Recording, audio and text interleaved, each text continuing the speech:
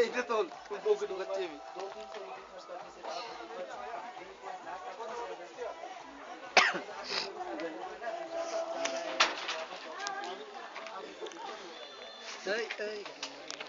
এখানে ম্যাগি খাওয়াই লাভ কফি ঠিক আছে।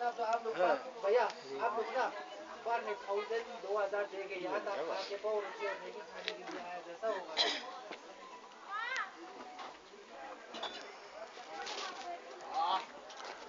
এটা আইস আজকাল আজ মোলা হবে আজ মোলা উদয় উদয় তো এটা কাম করছে না ঠিক